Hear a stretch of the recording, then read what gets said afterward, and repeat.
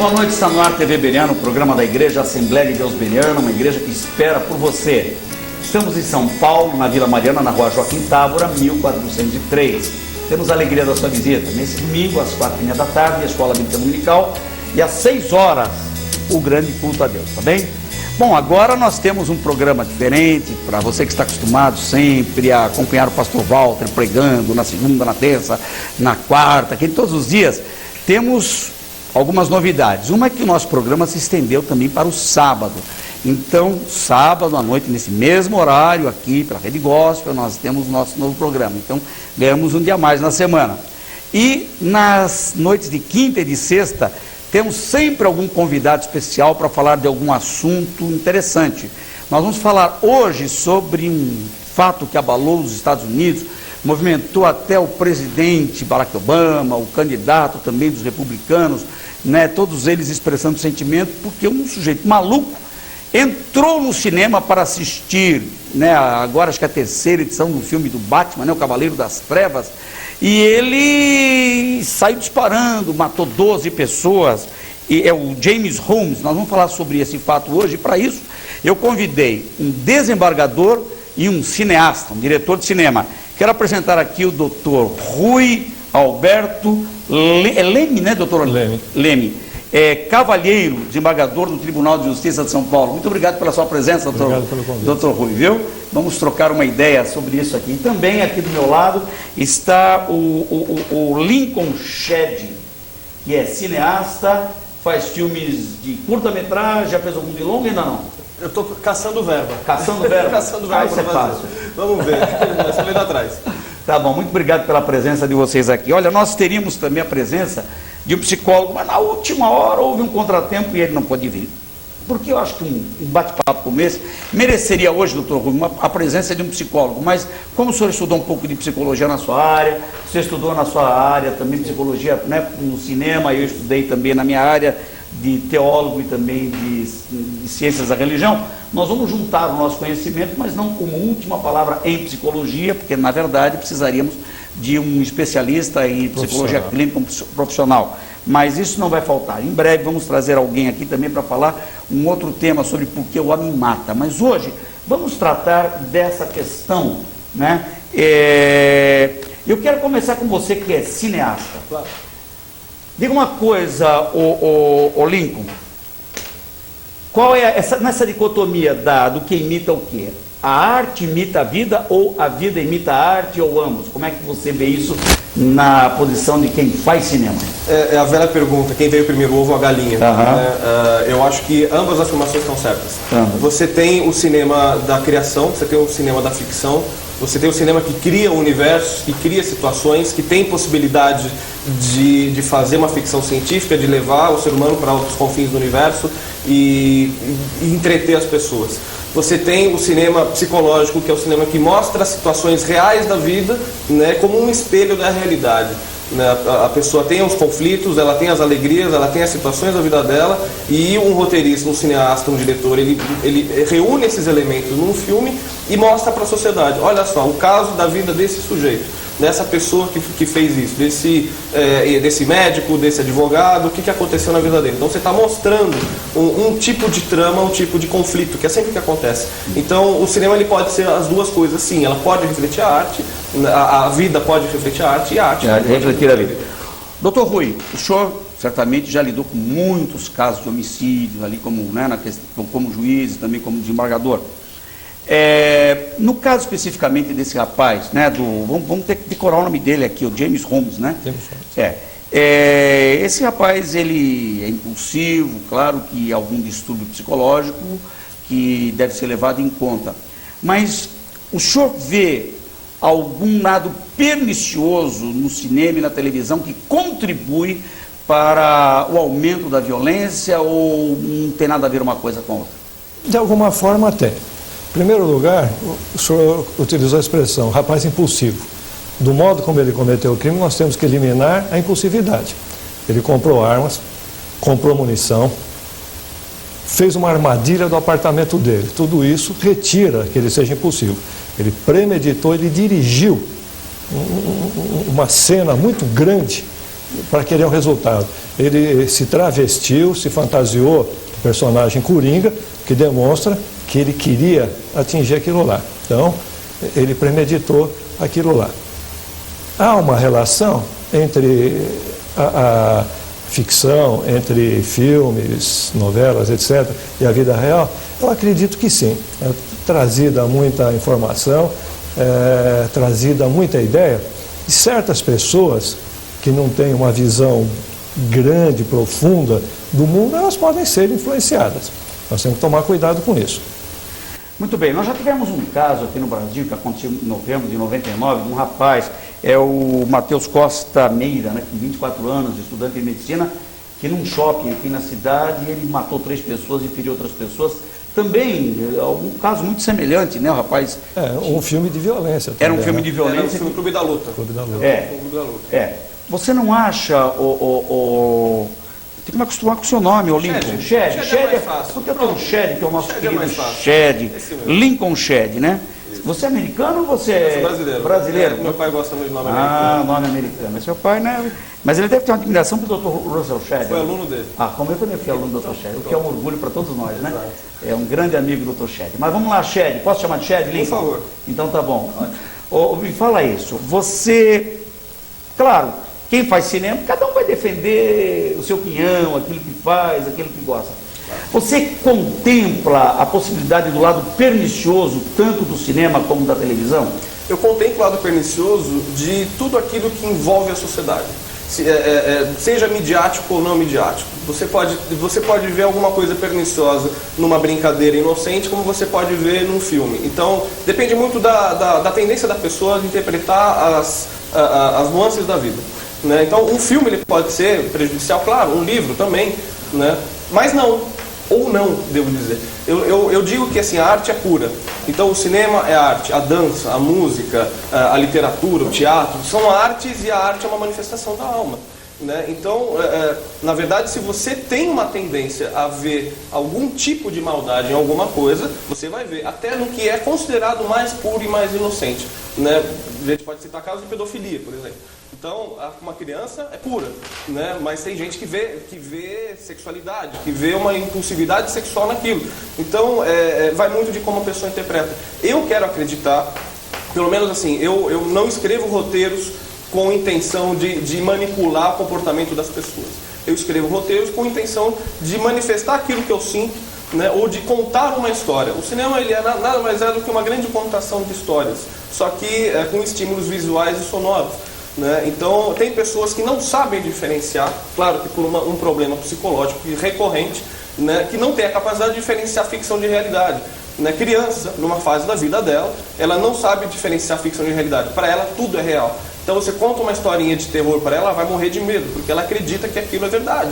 Né? E tem pessoas que não saem dessa fase e elas continuam nessa fase de não diferenciação de realidade e ficção e levam isso para a sua vida adulta e acaba acontecendo coisa desse tipo.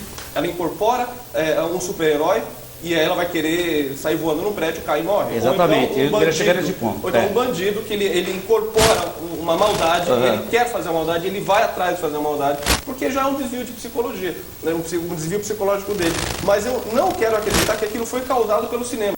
Ele utilizou o cinema como uma ferramenta de justificativa dos atos dele, mas não foi o cinema que fez ele ficar mal e matar as pessoas. Na psicologia, a psicologia diz que a todo estímulo corresponde uma reação. Então, por trás de toda ação humana, há sempre um fator motivador.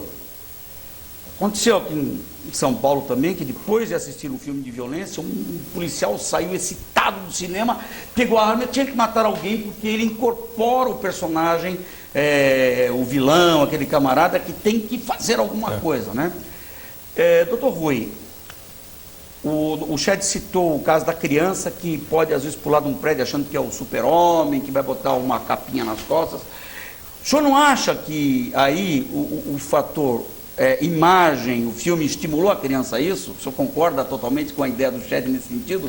Ou o senhor tem uma visão diferente? Eu achei brilhante a exposição do Shedd e tem várias considerações.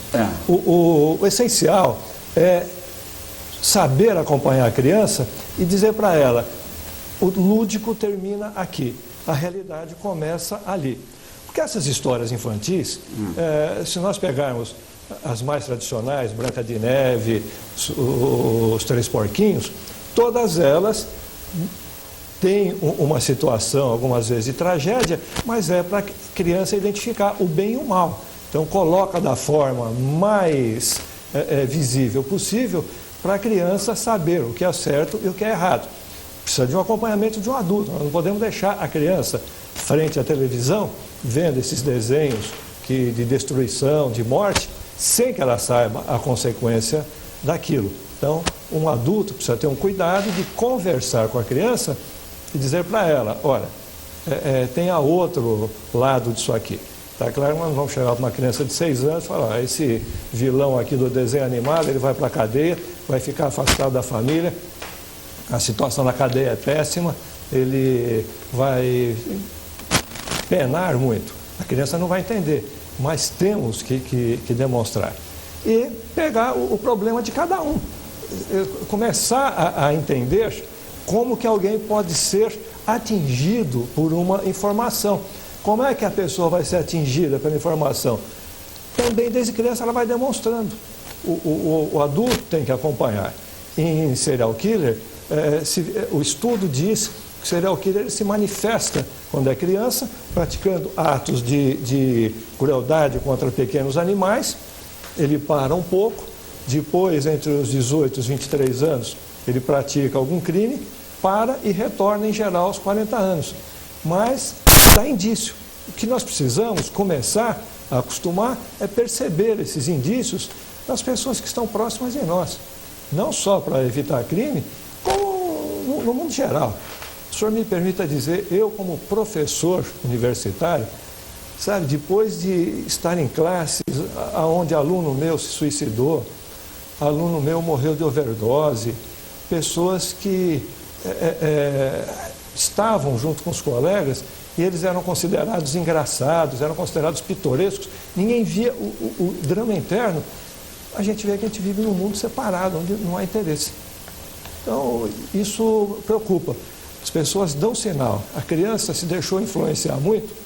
Vamos conversar melhor com ela para saber por que isso está acontecendo. Aí que entra o papel dos pais competentes, dos pais interessados na educação das crianças. Porque o que se faz hoje, você pega uma televisão, pega a criança e a televisão vira babá da criança. Você não quer cuidar da criança, você não quer brincar com ela, você não quer interagir, você não quer ensinar, você não quer fazer um monte de coisa. Então, pega, e porque a televisão ela é um bombardeio de imagens que não te permite pensar, te mantém estático na frente dela, né? E você está recebendo informação e você está quietinho, não está gritando, não está chorando, não está bagunçando, não está quebrando as coisas na casa. Então é uma babá perfeita para cuidar de criança. Só que nem sempre, eu diria quase nunca, a televisão necessariamente está preocupada com a educação da criança, ela está preocupada com uma lógica comercial, que é te vender imagens que te levam ao consumo. Né? Então a criança, ela vê lá um Danoninho, ela vai querer comprar o Danoninho, vai infernizar o pai e a mãe para comprar o Danoninho. Estou dando um exemplo de um iogurte, mas pode ser qualquer outra coisa, pode ser um brinquedo que custa R$500, o salário do pai do mês. Como diz o Boni naquele livro dele, eu li o livro do Boni, ele compartilha muita experiência interessante, né, sobre a vida dele na televisão. Sim. Tantos anos dirigindo, né, a maior emissora de televisão do país. Ele diz assim, a televisão é uma grande vitrina, o negócio de televisão é ganhar dinheiro, é vender. Ponto final. Agora, aí é que eu vejo a questão, existe um outro lado, e como educador, que também eu sou, eu penso muito no que nós transmitimos, porque por trás de tudo tem uma mensagem. Por trás do púlpito, o pastor que prega, ele tem que ter uma teologia, o que ele crê, ele vai transmitir. Então, o que uma pessoa tem poder de influenciar massas, ou a própria televisão, como um ator, qualquer pessoa que tem esse poder sobre as massas, tem que ter uma dose de responsabilidade com aquilo que vai transmitir. Então, com isso, hoje eu acho que a nossa sociedade, ela está muito dominada por pensamentos que podiam ser evitados, e por comportamentos, por atitudes que, minha opinião pessoal, emergem da mídia irresponsável. É minha opinião.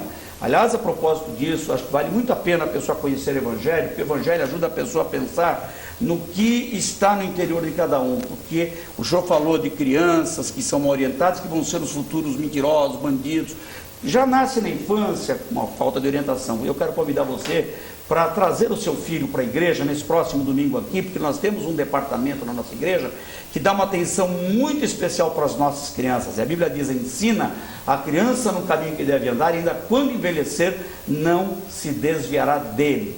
Bom, eu estava aqui pensando que lá nos Estados Unidos, a Associação Americana de Psicologia, ela fez um estudo sobre o estereótipo do machão violento. Então ela começou a listar filmes, inclusive games. Temos ali o caso do game do Duke Nukem, né, que foi proibido porque ele instigava o menino à violência. Então o menino está brincando lá no seu game todo entusiasmado e tal, eu vou matar.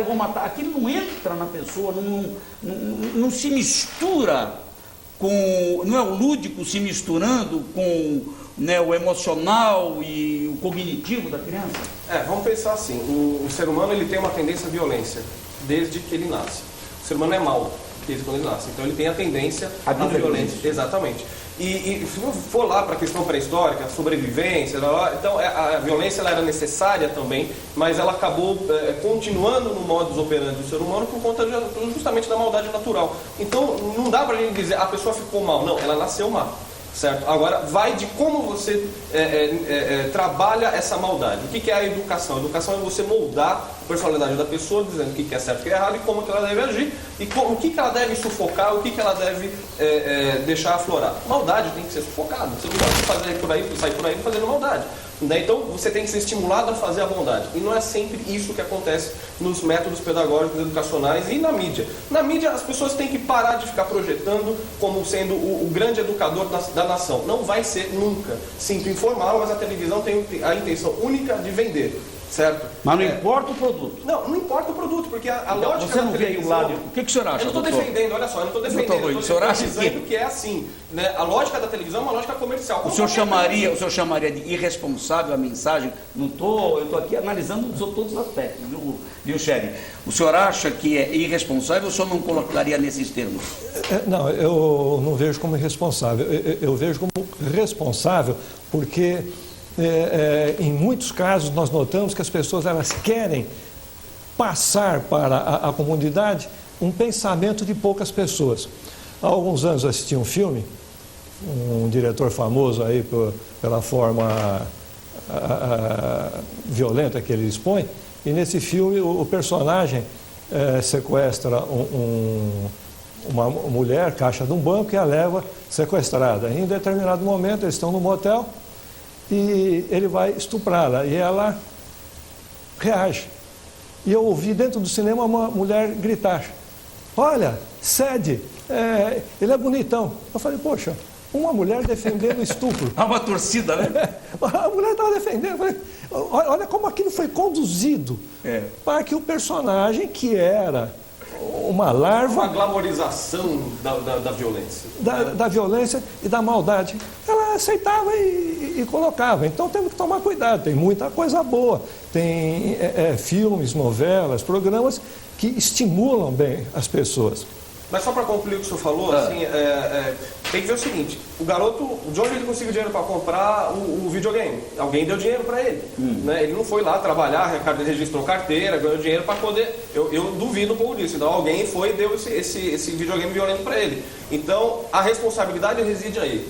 Quem cedeu, quem deu o jogo violento é efetivamente o responsável pelas atitudes violentas que a criança vem a ter, por consequência dela ficar se estimulando, se alimentando com aquilo. Entendeu? Você e é um adulto que ou conhece ou se omitiu e não sabe o que é aquilo. Exato. Então, assim, há um descuido muito grande na educação das crianças. Você sabe que no meio evangélico, por muitos anos, nós temos igrejas mais assim severas e umas igrejas mais abertas, mais liberais. Mas as igrejas mais severas, por muitos anos, elas inclusive estimulavam o não uso de televisão. Algumas até os pastores eram mais veementes. Olha, a televisão é o cachorro do diabo. Hoje ainda tem essas Não, igrejas. mas ainda tem algumas sim. Mas qual era a ideia? A ideia é a seguinte: era um medo de se perder o controle sobre a educação religiosa, cristã da pessoa, porque a televisão pode contaminar. Inclusive nós temos alguns textos bíblicos que dão essa ideia. Salmo 1, por exemplo, diz: Bem-aventurado o varão que não anda segundo o conselho dos ímpios, não se detém no caminho dos pecadores, nem se assenta na roda dos escarnecedores. Então diziam, olha, querendo ou não, você está compactuando, você está sentado na roda dos escarnecedores, então você torce pela violência, você entra naquela cena, você também quer ver o sangue, aquela coisa toda. Hoje já não se pensa tanto assim, a sociedade está mais culta, mais esclarecida. Então é fora de questão achar que alguém poderia dizer, olha, não tem a televisão, porque todo mundo tem televisão e não tem como. Aí vem uma nova educação. Acho que nós temos que repensar a forma de controlar, principalmente os nossos filhos, no uso. E não é só filhos, os próprios adultos, porque a televisão oferece tudo. Você tem desde um programa educativo, como você também tem programas aí que são uma verdadeira porcaria, para falar o português claro, que estimulam a própria maldade, violência, zombaria, aquelas pegadinhas. Eu não tenho apreciação nenhuma por aqueles programas de pegadinha, porque acho que ridiculariza, expõe a pessoa à execração muitas vezes, né? Exato. E aqueles programas que estimulam o sexo vil, tudo isso. Aí vai do adulto, vai do controle da pessoa. Então acho que isso se encaixa naquilo que você está falando, né? do pai que controla o filho, sabendo o que ele pode. E não é só televisão, hoje tem internet, né? A meninadinha lá, chegou uma médica para mim, doutor Rui, disse, pastor, pelo amor de Deus, me socorre, faça uma oração pelo meu filho, eu não sei mais o que fazer, o meu filho não estuda, meu filho não faz nada, meu filho nem escova os dentes, meu filho levanta de manhã, quando ele fica até madrugada, lá no vídeo, ele fica lá no computador, só vê porcaria.